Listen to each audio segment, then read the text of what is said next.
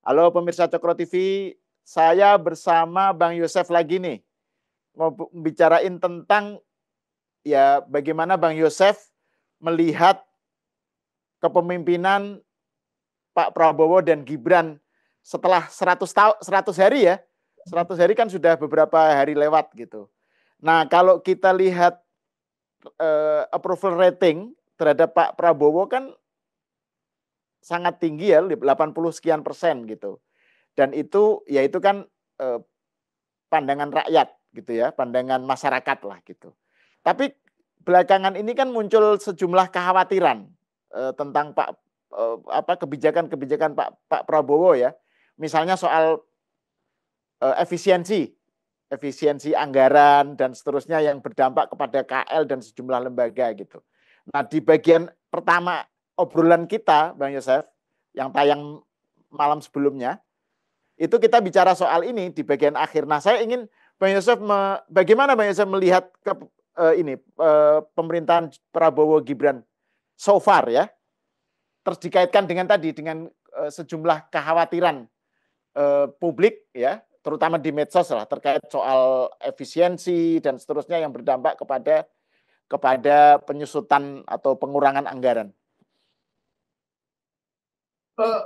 Saya di podcastnya Mbak Najwa itu kan Pak Jokowi juga memberikan penilaian bahwa apa yang dilakukan sangat baik ya.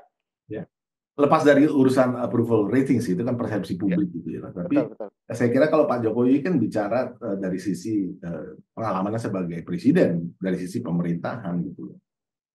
Ya memang beliau menitipkan pesan juga kehati-hatian dalam pemotongan ini, jangan sampai juga malah backfire, misalnya SPJ perjalanan itu, jangan sampai nanti malah industri penerbangannya kolaps gitu loh, area-area orang nggak naik pesawat gitu loh, atau hotel-hotelnya kolaps. Jadi memang perlu kehati-hatian dan perhitungan yang matang. Dan saya kira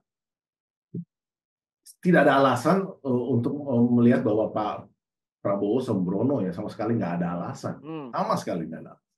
Sangat solid di tim ekonominya, apalagi konduktornya masih orang yang sama, Bu Sri Mulyani dengan integritasnya dan kapasitasnya, tidak ada alasan sama sekali untuk meragukan beliau gitu ya. Berapa kali jadi Menteri Keuangan terbaik kan, diakui juga gitu ya. Jadi saya sepakat dengan Pak Jokowi bahwa he's on the right track. Efisiensi ini sangat perlu, dan faktanya memang juga di sisi lain ada, kayak kemarin di sini mau belajar kemiskinan, studi ke Bandung, ke Australia. Hal-hal penuh humor ini, program-program dari Pemda yang penuh humor ini memang perlu diefisienkan. Dan saya kira dengan efisiensi ini harapannya adalah justru menumbuhkan kreativitas seperti yang kita singgung sebelumnya dari kepala-kepala daerah ini, untuk bisa juga mulai menjadi kepala daerah yang juga seorang CEO gitu ya, terutama untuk menggali potensi penerimaan daerah di luar dari yang klasik-klasik seperti transfer daerah, lalu APBDE yang berdasarkan retribusi maupun pajak-pajak yang merupakan hak daerah, itu aja gitu ya. Jadi memang harus daerah ini menjadi semacam korporasi lah gitu, yang punya positioning, punya target bisnisnya gitu ya, untuk kemaslahatan dan kesejahteraan warganya masing-masing. Dan itu kan dimungkinkan dibuka ruangnya seluas-luasnya melalui otonomi daerah kita sekarang ini. Kaitannya dengan soal efisiensi ya, yang sekarang lagi rame ini, itu kan larinya kan memang konsentrasi Pak Prabowo ke makan bergizi gratis. Itu kan menjadi program andalan yang memang kemudian seperti tersedot ke sana gitu. Nah, Bang Yosef gimana komentarnya soal MBG, sorry. Itu sangat perlu ya, karena kan kita sebelum pernah bahas ini dalam kaitan dengan mewujudkan visi Indonesia Emas 2045. Ya. Itu nanti di pertengahan 2030-an kan yang mengerjakan udah bukan yang sekarang-sekarang ini ya. Kalau saya sih udah akhir lah ya. barangkali jenengan juga sebentar lagi juga generasinya mau akhir. Yang akan mengerjakan ini mereka-mereka yang sekarang ada di SD, SMP gitu dan adik-adiknya yang masih di perut ibunya. Kalau kita tambahkan 20 tahun ke depan, ya 15-20 tahun ke depan, mereka sudah di angkatan produktif. Ingat nggak grafik bahwa demografi kita sekarang sedang membentuk ketempayan. Gendut di tengahnya artinya ini usia ya. Usia produktifnya yang di tengah ini. Nah, kalau grafiknya tempayan, gendut di tengah, berarti kan yang produktifnya lebih banyak. Nah, ini dua sisi. Ini apa proyeksi ke pertengahan 2030-an ya, 2035 sampai mungkin 2045 itu sendiri. Nah, ini yang di tengah yang produktif ini kan harus, ya namanya produktifnya harus produktif yang mendukung sasaran pertumbuhan ekonomi kita, PDB kita yang per kapitanya kita sasarkan di 2045 itu kan kalau kita pakai standar World Bank itu kan antara 13.000 sampai 15.000. Kita sekarang ada di 4.000-an. Masih jauh kan? Tapi kita harus ke sana. Nah, untuk bisa ke sana kita perlu orang-orang yang qualified yang benar-benar bisa membawa bangsa ini di persaingan bisnis, di persaingan politik, macam-macam. Yang mendukung pendidikannya dan sebagainya. Ini perlu orang-orang ini yang sekarang ini mereka kita kasih makan ini. Gizinya harus bagus, otaknya supaya itu sebetulnya. Kata kuncinya adalah jangan sampai di pertengahan 2030-an yang seharusnya kita menikmati demographic dividend itu menjadi demographic disaster karena dan itu kan terjadi di beberapa negara nggak bisa memanfaatkan peluang demografi ini.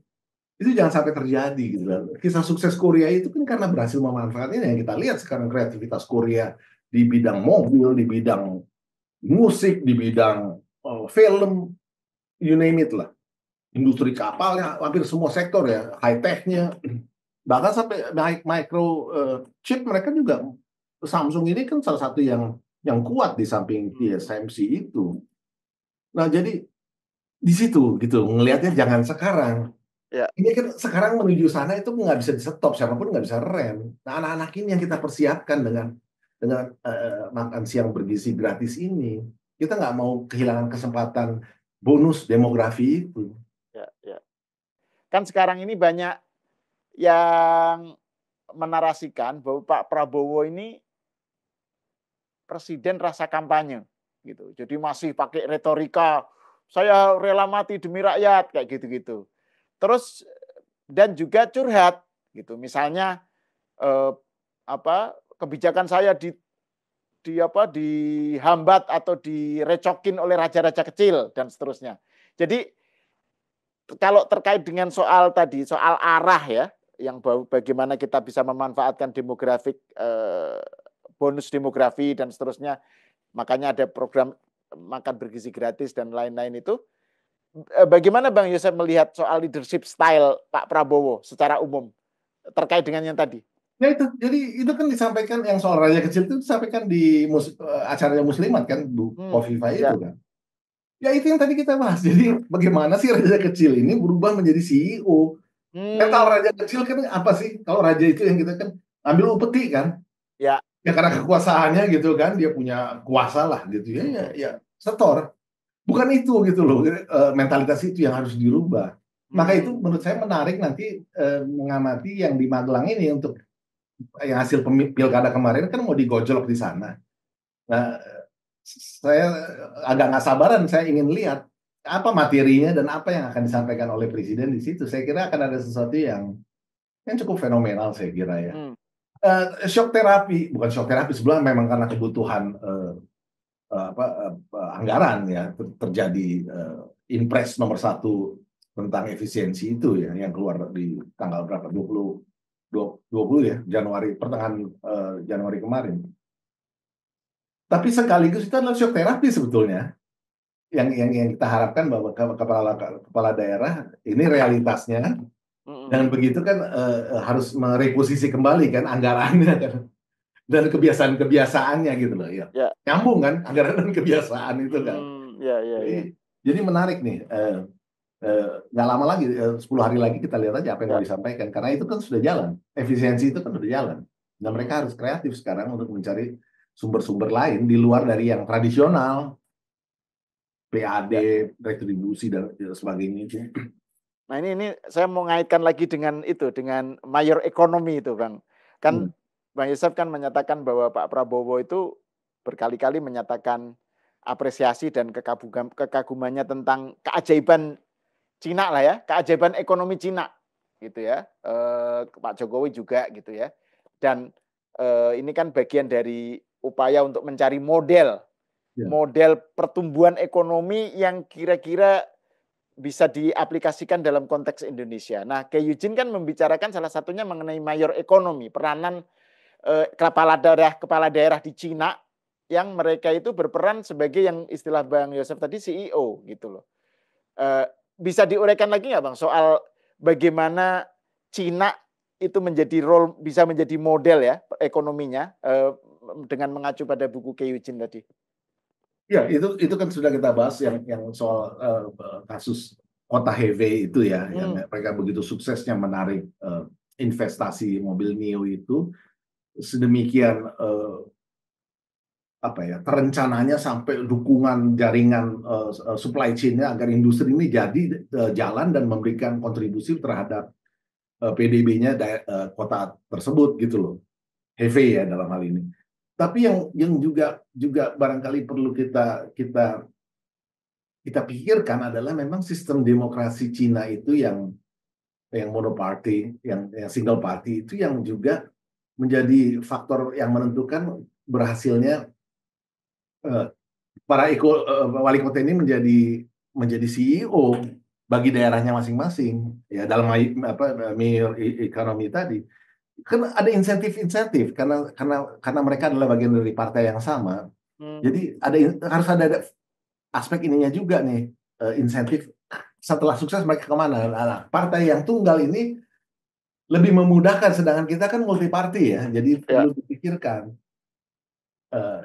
Ini yang saya kira perlu didiskusikan juga nih lebih jauh nih dengan sistem politik yang berbeda, satu monoparti, satu kita adalah multi party. Bagaimana nih untuk para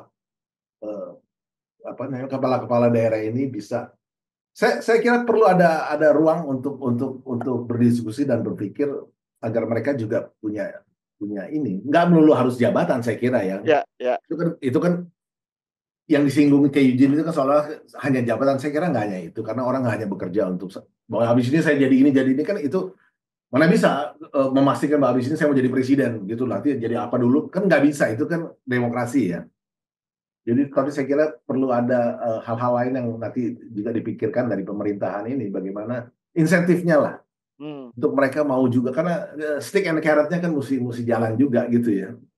Ya karena memang sebetulnya ekonomi itu adanya di mana sih, sektor realnya adanya di mana? Ya di daerah kan, di daerah yang namanya Jakarta, di daerah yang namanya Bandung, Jogja, kan realnya adanya di situ gitu, sesuai dengan konteksnya masing-masing. Mungkin kalau Jogja lebih banyak di turismenya gitu loh, kalau Jakarta mungkin memang lebih di bisnisnya itu sendiri gitu loh, perkantoran, konsultan gitu loh. Sedangkan daerah-daerah lain mungkin ada industri ini itu gitu loh. Jadi memang harus sesuai dengan. Tapi kan konkretnya ekonomi itu adanya di daerah kan. Jadi itu yang memang harus difasilitasi, sekaligus kalau kita perhatikan apa yang disampaikan oleh Pak Luhut dalam berbagai kesempatan, memang hambatan-hambatannya juga di daerah nih, soal kemudahan izin investasi. Jadi kesempatannya ada di situ, tapi sekaligus juga hambatannya ada di situ, soal birokrasi, red tapes-nya ini yang mau diterobos dengan single submission tadi, yang ternyata memang nggak semudah yang dikira. Sudah sangat menolong, tapi memang masih ada hal-hal lain yang memang harus dilakukan di luar dari online gitu ya. Jadi akhirnya orang ketemu orang lagi. Dan itu model yang dipaparkan oleh Kay Eugene dalam buku tentang Cina ya, dalam buku New China Playbook itu soal mayor ekonomi itu nyambung ya dengan obsesi tadi bagaimana peningkatan daerah itu loh Bang. Peningkatan ekonomi daerah. Sangat nyambung karena memang ada konkretnya, harusnya ada di daerah kan. Apple mau investasi apa? Kemarin kan di Batam. Ya, Batam itu kan daerah gitu loh. Lalu yang di Batang sini yang Singapura, Korea itu kan ya daerah-daerah yang memberikan entah zona eksklusifnya atau apa. Memang pusat mendukung dengan aturan-aturannya dan segala macam fasilitas yang diperlukan, tapi kan konkretnya ada di daerahnya. Jadi memang daerah ini perlu didorong dan difasilitasi gitu ya, dan dimotivasi agar melihat lain gitu. Ini yang barangkali salah satu kejutan di pemerintahan ini nggak bisa semalam jadi ya, nggak bisa satu malam. Cina juga perlu waktu yang cukup lama untuk bisa jadi para wali kotanya menjadi CEO itu juga kan Ki Eugene sendiri mengatakan itu. Tapi inspirasi the inspiration is there, dan harusnya sangat bisa diterapkan di kita juga. Kalau Bang Yosef melihat Gibran ini gimana? Gibran dan Pak Prabowo itu satu paket ya. Dalam arti begini, serangan itu datang dari lawan politik kan. Ya. Itulah apa sih yang membuat mereka menyerang itu, selain yang tadi kita sudah diskusikan tentang kemungkinan juga ketakutan kooptasi kepala daerah ini atas suatu visi revolusioner dan mungkin modalitas baru yang barangkali nanti kita akan dengar pasca Magelang untuk kepala daerah. Selain itu, yang visioner bahwa, dan kita sudah beberapa kali diskusikan bahwa dulu kita diskusi tentang koalisi permanen kan, tapi itu kan sulit. Tapi sebenarnya esensi dari diskusi koalisi permanen ini adalah untuk menjamin pembangunan itu bisa stabil dan continuous gitu loh. Jangan ganti-ganti terlalu sering. Nah, konstitusi kita mengatur cuma bisa 2 kali 5 tahun gitu loh. Jadi harus dimaksimalkan. Nah, koalisi ini harus dimaksimalkan bisa sampai 10 tahun. Ini yang membuat mereka-mereka yang marah-marah itu melihat bahwa ini panjang nih, nggak selesai di 2029. Ini sampai 2034. Jadi, dalam konteks itulah saya kira wanti-wanti Pak Jokowi, walaupun kita tahu bahwa Pak Jokowi dan Mas Gibran itu nggak saling bisik-bisik, dan Gibran itu suatu pribadi yang sendiri gitu ya. Dia hanya menyediakan ruang untuk berbakti sebagai anak pada porsinya gitu, tapi disedia sebagai wapres, Pak Jokowi nggak cawe-cawe sama sekali. Itu kan juga dikatakan sendiri di wawancara tadi malam kan. Dan bukan hanya kali itu, waktu Pak Jokowi baru mau jadi gubernur Jakarta pun kelihatan gimana Gibran waktu itu masih jauh lebih muda dan benar-benar nggak mau teridentifikasi dengan urusan bapaknya mau menjadi gubernur itu kan. Kalau Anda masih ingat gitu. Ya. Gibran. Bahkan kebijakan Jokowi waktu dia jadi wali kota tentang mobil listrik ditolak sama Gibran kan. Kan Presiden Jokowi mobil listrik waktu itu kan lagi obsesif banget gara-gara nikel mau di industri turunannya kan mau bikin baterai itu kan. Sehingga polisinya kepala daerah boleh pakai mobil listrik. Gibran menolak kan. Nah, oke. Jadi kita kembali bahwa ini visinya harus dimaksimalkan sampai 2034. Itu hitungan rasionalnya. Masih lama kan 2034, berarti kan nanti ada gonjang-ganjing 2029, tapi 2029 itu kan sebetulnya pemilu yang setara dengan 2019. Periode kedua dari petahana. Bukan seperti 2024 yang petahananya udah nggak bisa lagi. Jadi 2024 itu sama dengan 2014. Akhir dari siklus. Nah 2029 ini kan masih setengah siklus. Walaupun konstitusional melihatnya tetap satu siklus karena boleh hanya 5 tahun, habis itu kepilih lagi, ya itu urusan rakyat gitu. Tapi kan polisi pasti akan menjamin ini, pasti. Baik urusan-urusan kepentingan politik masing-masing maupun urusan strategis visi pembangunan. Barangkali nanti ada 1-2 yang seperti kita juga pernah singgung, nakal-nakal lah ya. Jadi kayak Pak Surya Paloh itu kan keluar dulu, calonin ini, genit-genitan gitu lah. Karena dia kan punya kepentingan naikin suara kan. Kan partai juga punya tanggung jawab supaya di parlemen dia naik kursinya naik gitu loh. Ya sudah lah, itu nggak bisa hindar. Itu salah satu challenge dalam diskusi kita yang beberapa waktu lalu soal koalisi permanen itu susahnya di situ. Karena setiap 5 tahun ketum tertentu itu pengen naik kelas gitu loh, kursinya ingin dibanyakin. Wajar kalau Anda jadi ketum juga kan harus berpikir gitu kan. Nah terjadilah di 2022 itu yang Pak Surya Paloh kan begini, di 2018 PAN yang begini-begini kan. Ya udahlah, itu dinamika politik, kita nggak bisa menyalahkan siapa-siapa, tapi itu fakta yang juga harus dihitung. Tapi yang saya maksud adalah umumnya sebagian besar akan mendukung ini. terutama 3 partai itu. Sebetulnya kalau PDIP bisa masuk ya menjadi yang dalam diskusi kita terakhir bahwa idealnya PDIP bisa sehingga menjadi peg gitu, mengunci kekuatan fondasi dari komitmen politik ini. Jadi kan Gerindra, Golkar sama PDIP sebetulnya. Tapi ya sudahlah, itu another discussion. Tapi terutama Gerindra dan Golkar ini pasti akan satu perahu terus. Ini partai-partai yang matang kan. Dan dalam kaitan ke daerah tadi, kan Pak Muzani kemarin itu kan ngomong soal menjadikan Jateng itu dari kandang banteng menjadi kandang Garuda. Ini menarik. Itu betul-betul kalau terjadi itu betul-betul serangan telak itu apa? Hantaman telak buat PDIP itu. Yang jadi pertanyaan bukan kalau asumsi kalau belum terjadi, apakah sedang terjadi prosesnya? Ya menurut saya iya. Kan sudah terjadi di Pilpres, ya. Di Pilkada, ya kan? Bahkan salah satu ketakutan karena manuver-manuver Pak Jokowi ini di urusan-urusan UMKM, rakyat kecil. Ya, kita belum tahu Pak Jokowi kemarin ngomong soal super TBK kan, apakah Gerindra mengarah ke super TBK? Mengingat Pak Prabowo kan juga nggak punya warisan, nggak seperti Ibu Mega ada anak yang ingin dijadikan darah Soekarno-nya gitu, seperti itu nggak ada kan. Jimat anak biologi Soekarno kan nggak ada di Gerindra. Jadi masih ada kemungkinan Gerindra yang sekarang akan berbeda dengan Gerindra yang berikutnya. Kan akan terus jalan ini partai, dan terbukti Gerindra sudah di posisi ketiga sekarang.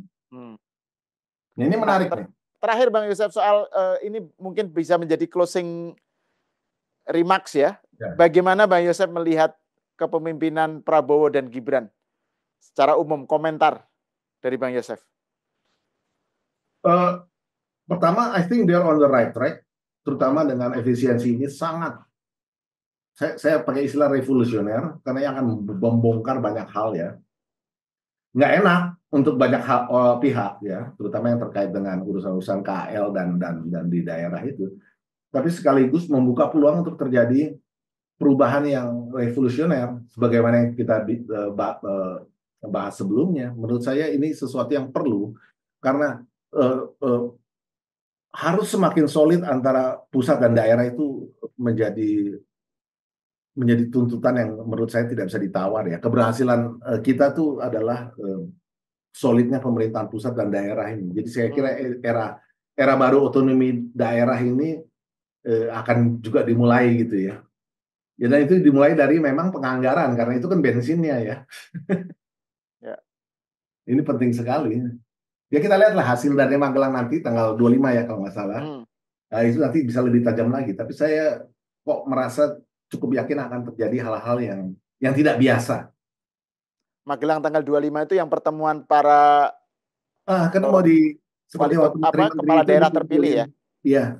Ya, itu Magelang. Sama pentingnya, itu kan raja-raja kecil yang mau dijadiin CEO kalau menurut analisis kita barusan gitu ya, mau dirubah gitu dari mental raja kecil menjadi CEO, dari minta duit, ngutip upeti gitu, menjadi yang mencari duit, mencari investasi untuk kemaslahatan rakyat di daerah masing-masing. Beda paradigma. Paradigm shift. Oke, terima kasih Bang Yosef atas obrolannya. Pemirsa, sampai di sini dulu. Kita berjumpa lagi di episode selanjutnya.